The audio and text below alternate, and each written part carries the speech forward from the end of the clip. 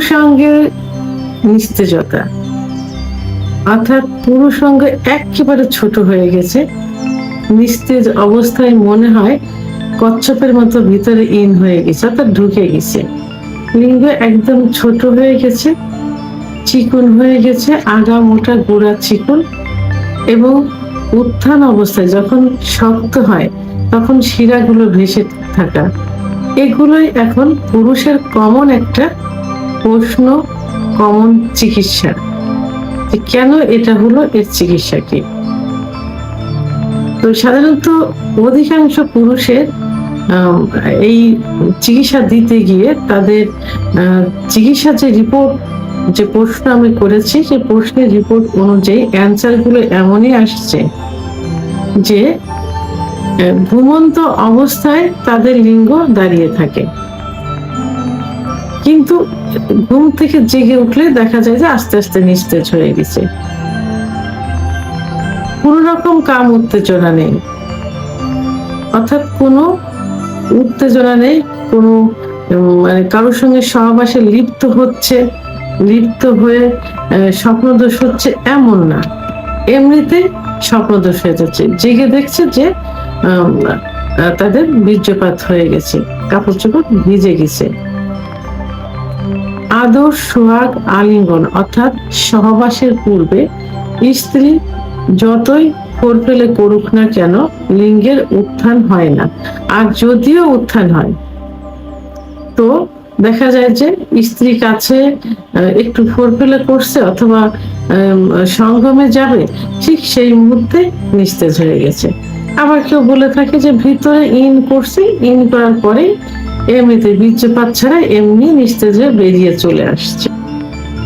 আবার কারোর অভিযোগ থাকে যে ইচ্ছে হয় কিন্তু উত্থান হয় না, মানসিক ভাবে ইচ্ছাটা হচ্ছে যে স্ত্রীর কাছে যাব, পার্টনারের কাছে যাব, সহবাস করব, স্ত্রীকে সুখ দেব, নিজের সুখ পাবো, কিন্তু মনের দিক দিয়ে খুব হচ্ছে, কিন্তু উত্থান হচ্ছে না, লিঙ্গ দাঁড়াচ্ছে না। আবার অনেকে বলে যে ইচ্ছা তো নেই, উত্থানও তো নেই, যাওয়া একটু ইচ্ছা হলো, যাওয়া একটু উত্থান হলো, সহবাসে গেলাম, বুঝতেই পারলাম না কিভাবে যেন বীর্যপাত হয়ে গেছে প্রথমবার, তো হওয়ার সঙ্গে সঙ্গে একদম নিস্তেজ, হওয়ার পরেই বাইরে বেরিয়ে আসলো, তারপরে নিস্তেজ। কোনোভাবেই একদিন দুই দিন, প্রথম রাত শেষ হলো, দ্বিতীয় রাত শেষ হলো, পরের দিনে আর লিঙ্গ উত্থান হয় না। মনের দিক থেকে একটু ইচ্ছা হয় কিন্তু লিঙ্গ আর দাঁড়ায় না, দেখা যায় সপ্তাহ কেটে যায়। তো এগুলোই থাকে পুরুষের কমন অভিযোগ। তো এই অভিযোগ জন্য আজকে আমি অনলি একটি হোমিওপ্যাথি মেডিসিন নিয়ে আলোচনা করব, যে ওষুধটির লক্ষণের সঙ্গে আমি যে লক্ষণগুলো বললাম বহু মিল আছে। এটা ঠিক এই লক্ষণগুলোর জন্যই এই ওষুধটি পারফেক্ট। ওষুধটি হলো ক্যালেডিয়াম সেগুইনিয়াম। ক্যালেডিয়াম সেগুইনিয়াম ওষুধটি প্রথমে 30 শক্তি ব্যবহার করবেন। ওষুধটি 2 ফোঁটা জিহ্বার উপর দিয়ে সকালে এবং দুপুরে সেবন করতে হবে 3 সপ্তাহ,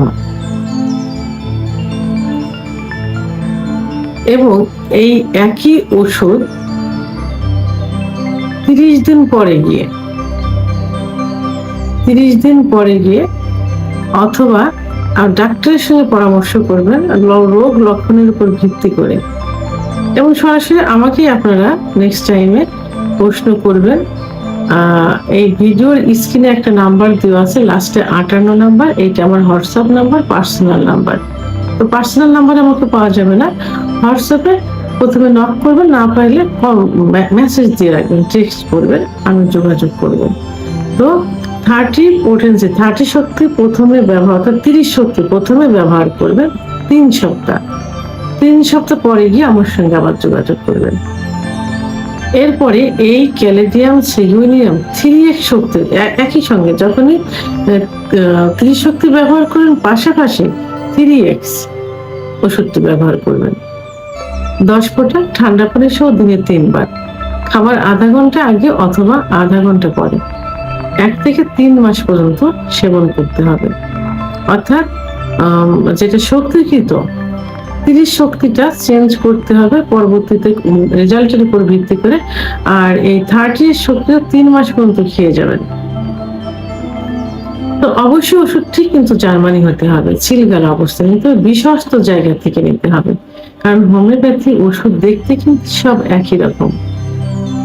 আর সবসময় আমি একটি কথা বলে আসছি, আপনার যে ডাক্তারের চিকিৎসা নেবেন সেই ডাক্তারের কাছ থেকে ওষুধ নেওয়ার চেষ্টা করবেন। কারণ ডাক্তার নিজের ক্যারিয়ার বজায় রাখার জন্য হলেও সর্বোচ্চ ভালো চিকিৎসা দেওয়ার চেষ্টা করবেন।